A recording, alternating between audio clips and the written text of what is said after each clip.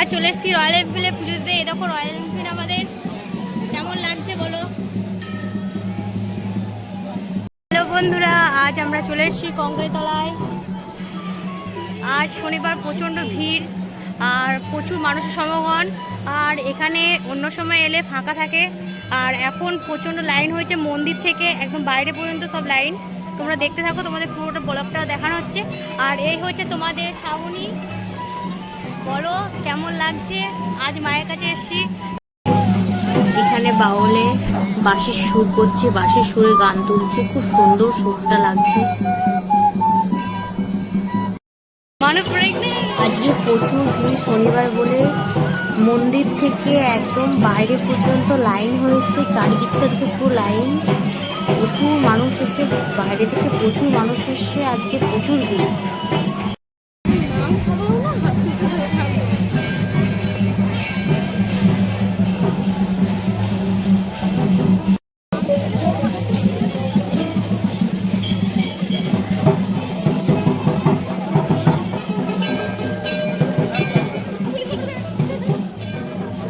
এই হচ্ছে আমাদের রয়্যাল এনফিল্ড, এর পুজো হবে মন্দিরে, ঠাকুরমশাই আসছে।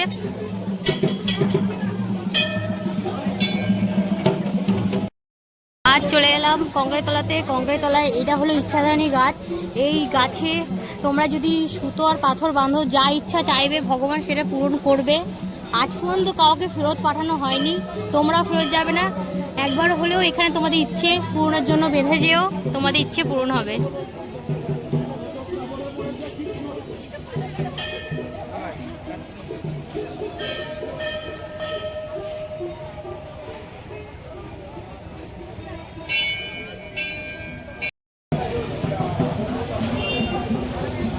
এখানে বলি হয় মায়ের।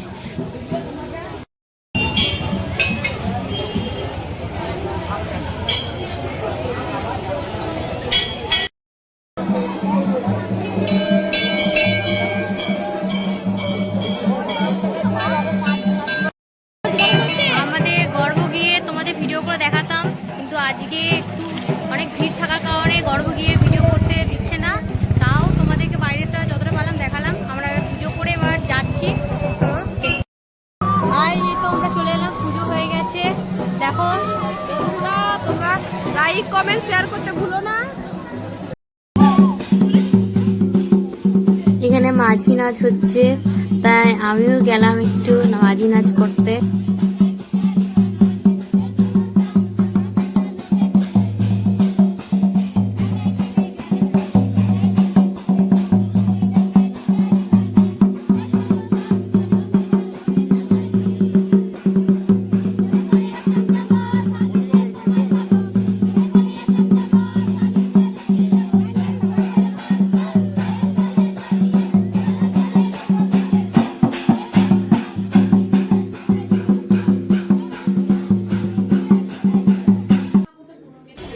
এই হলো দোকানগুলো। এখানে বাচ্চাদের, বড়দের সবকিছু খেলনা, বড়দের ব্যাগ ট্যাগ, চিরুনি, পার্স সবকিছুই পাওয়া যায়।